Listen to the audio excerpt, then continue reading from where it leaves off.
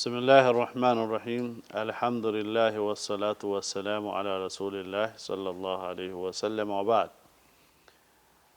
Tunamshukuru Allah subhanahu wa ta'ala na kumuhimiza na kumtakasa katika sifa zake njema zilizojaa utukufu wake Mwenyezi Mungu. Tunaendelea leo na maudhui yetu, na leo tutaendelea na ibada kubwa au kumwabudu Mwenyezi Mungu kubwa ambayo ni swala. Naam, tunaanza na jina la Allah subhanahu wa ta'ala, jina la Mwenyezi Mungu uliotakasika, Mwenyezi Mungu aliyenemesha neema ndogo ndogo na neema kubwa kubwa. Ndugu zangu Waislamu na wote ambao wananisikiliza au watanisikiliza na wataniona, nataka nieleze jambo kubwa sana. Je, wajua ndugu yangu kwamba jambo lililokuleta hapa duniani ni kumwabudu Mola wako? Na kama kabisa umejua kwamba jambo kubwa ni kumwabudu Mwenyezi Mungu Mola wako, basi itabidi ufuate mwenendo wake na mwongozo wake, ndiyo kufaulu. Muislamu, dada yangu na ndugu yangu, jambo kubwa baada ya shahada ni jambo linaloitwa swala.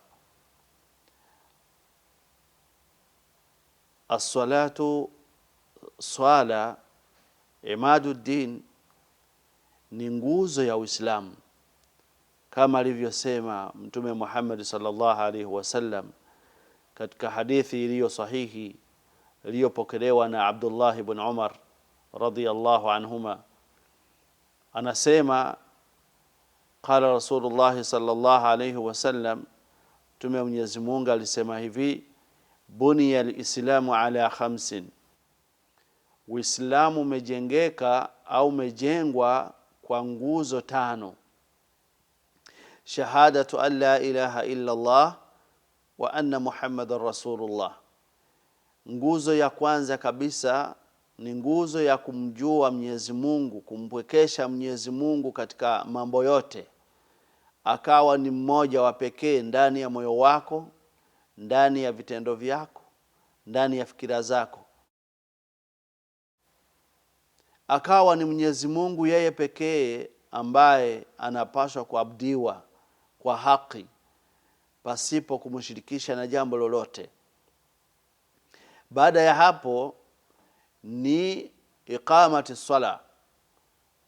Nguzo ya pili ni nguzo ya kusali, salatu, kusali. Muislamu unapaswa usali mara 5 kwa siku. Mara 5 kwa siku. Na kusali, kama tutakavyoona huko mbele, swala ina mambo yake, ina uzuri wake, ina maamrisho yake. Kwa hiyo Mwenyezi Mungu ametuamrisha kusali, na nataka unshijue ndugu yangu na dada yangu kwamba umeumbwa kwa ajili ya kumwabudu Mwenyezi Mungu peke yake, kama alivyotuambia Allah subhanahu wa ta'ala, Mola Mwenyezi Mungu aliyetakasika. Anatuambia katika suratu Dhariyat, wama khalaqtul jinna wal insa illa liya'budun, si kumuumba mwanadamu na si kuliumba jini isipokuwa kwa jambo moja tu, ambalo ni kumwabudu peke yake Mwenyezi Mungu, kumwepwekesha Mwenyezi Mungu katika mambo yote, kumjua Mwenyezi Mungu kwamba ndiye muongoza wa kila jambo. Asipotaka uinue mkono hauwezi kuinuka, asipotaka uzungumze hautotamka neno lolote. Kwa hiyo Mwenyezi Mungu subhana ndiye anataka umjue kwa namna hiyo na zaidi, umupwekeshe kati. Sasa ukiwa unafanya jambo, lifanye kwa ajili yake Allah subhanahu wa ta'ala, lifanye kwa ajili ya Mola wako. Tafuta radhi za Mola wako, tafuta upendo wa Mola wako. Fanya uzuri kwa ajili ya Mola wako, kwa sababu amekuumba kwa kukupenda, amekuumba kwa mapenzi na rehema zake Mwenyezi Mungu. Kwa hiyo jambo kubwa kabisa la kwanza ambalo limejengewa kwalo ni shahada, ni kumpwekesha Mwenyezi Mungu kwa mambo yote. Kama tulivyosema, ukitaka kuomba usiombe yoyote, usikiombe chochote katika viumbe, uomba Mwenyezi Mungu peke yake. Ndiye anapaswa kuomba, kwa sababu ndio mwenye kila jambo. Je, vipi utamuomba ambaye hana lolote? Vizuri umuombe ule ambaye ana lolote, ana vyote, ambao ndiye tajiri kwa kila jambo. Ukitaka afya, muombe yeye Mwenyezi Mungu. Unataka uzazi, muombe yeye Mwenyezi Mungu. Unataka kupona maradhi ambayo yamekukumba, muombe Mwenyezi Mungu, ndiye atakuponyesha. Kila jambo muombe yeye Mwenyezi Mungu Mola wako. Kwa sababu gani? Mwenyezi Mungu anatupenda sana, ametuumba, anatufahamu vizuri, ndio sababu anatupenda kuliko tunavyojipenda sisi nafsi zetu. Na kuambia ukweli ndugu yangu, na kuambia ukweli dada yangu, ya kwamba Mwenyezi Mungu anakupenda sana kuliko unavyojipenda wewe. Anakudhamini sana kuliko unavyojidhamini. Anakufikiria sana kuliko unavyojifikiria wewe mwenyewe. Kwa hiyo yeye ataka jambo moja tu, wewe mpwekeshe katika akili zako, mpwekeshe katika mambo zako, mtafute katika akili zako, umuweke yeye pekee yake, umuonyeshe ya kwamba ndiyo muumbaji wako, ndiyo anayekupa afya. Yani unamfahamu kwamba kwa kila jambo ni yeye. Ukijua hilo, basi umeshatengamaa, umeshamjua Mwenyezi Mungu. Jambo la pili utakalolifuatisha ndugu yangu ni kumwabudu, yani kumwabudu katika sala. As-salatu, swala. Hii swala ukubwa wake kabisa ni kwamba tulivyoona kwenye hadithi ya Abdullah ibn Umar radhiyallahu anhuma, kwamba mtume wa Mwenyezi Mungu amesema buniya al-islamu ala khamsin, Uislamu umejengewa katika mambo matano: shahadatu an la ilaha illa Allah wa anna Muhammadar Rasulullah wa iqami sala, na kusimamisha swala ndio jambo la pili, wa itai zaka, na kutoa zaka, wa saumu Ramadan, na kufunga mwezi wa Ramadan, wa hajju baitillahi man istata'a ilayhi sabila, na kwa yule na kufanya hija, kuitembelea nyumba yake Mwenyezi Mungu, kwenda kufanya ibadati za hija kwa wale ambao watakuwa na uwezo. Jambo letu leo ni kwamba tutazungumza kwa nguzo ya pili ambayo ni swala. Tuliyosema ya kwamba swala ni nguzo katika nguzo za dini. Kwa hiyo atakayeivunja, atakayeisimamisha, yani atakayedumu katika swala, anasali kwa wakati, anaidhamini swala yake, anaisali ya msikitini kwa jamaa, basi huyu mtu atakayedumu katika swala, basi ameijenga dini yake, amesimamisha dini yake. Na ule atakayekataa au atakayeacha au atakayefanya kama takavyo, anasali asubuhi, dhuhuri hasali, anasali dhuhuri, fajiri hakusali, asri hajasali, yani anasali atakavyo yeye, ndugu yangu, hiyo haiitwi kusimamisha swala.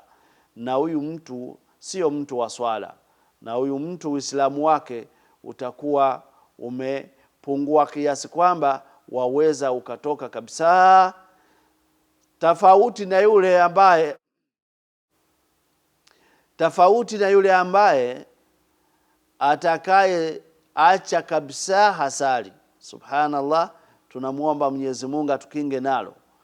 Huyu aliyeacha kusali, wanazioni wanasema katika hukumu zao, katika maneno yao wanasema ya kwamba huyu mtu ameshaivunja dini, hata shahada hana, anakuwa hata Uislamu hana.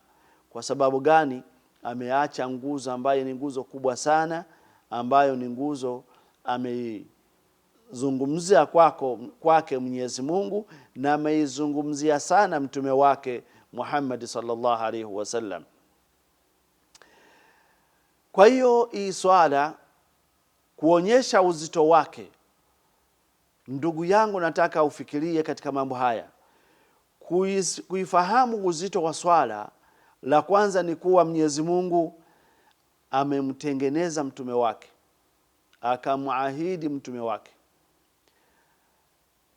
akamfanyia mtume wake, akamtengenezea safari ya kutoka hapa duniani kuelekea mbinguni kwa ajili ya kuileta swala, kwa ajili ya kumpa swala.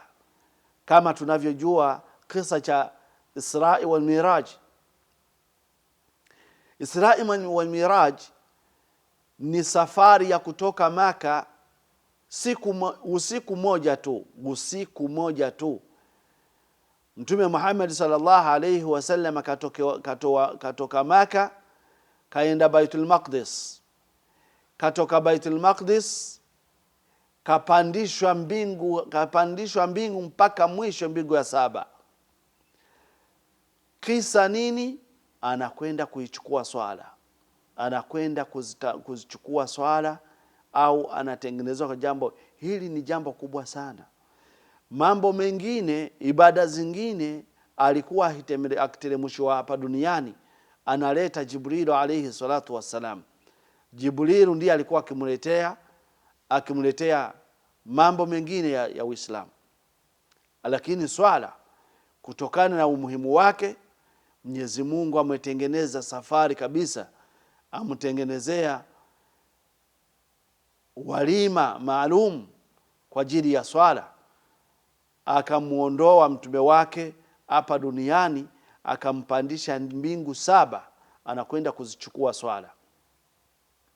Kwanza kabisa Mwenyezi Mungu alimupa swala 50.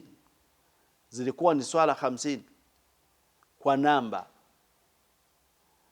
Aliposhuka, hii ni kisa ndefu, alimuhimu, akawa namkuta Musa alayhi salatu wassalam, akamwambia, nini amekuamrisha, amekupa kwa umma yako Mwenyezi Mungu alichokupa kwa umma yako ewe Muhammad? Akamwambia, amenipa swala 50. Musa akamwambia, ndugu yangu, ninachokuambia nenda kamuombe Mungu wako, rudi kwa Mola wako, umuombe akupunguzie, kwa sababu umma wako hawatoziweza swala, namba ya swala 50 hawatoziweza. Mimi nilipewa 1 tu kwa siku, lakini watu wangu wameshindwa. Kwa hiyo nakuomba rudi kwake Mola wako, kamuombe akupunguzie. Akarudi tena, akaenda akaomba, wakapunguza. Alimuhimu itakuwa ni siku nyingine kwa kuzungumzia hikiswa. Tunazungumzia uzito wa swala ambao hupashwi, ndugu yangu, dada yangu, hupashwi kupuuza wala kuchezea. Jua ya kwamba ina umuhimu wake, tena ina uzuri wake. Basi akaenda anakwenda, akirudi anamwambia rudi huko, zikapunguziwa swala, akapunguza 5, zikabaki 45, akarudi tena, zikapunguziwa zikawa 30, zikapunguziwa tena hadi zikafika katika swala 5.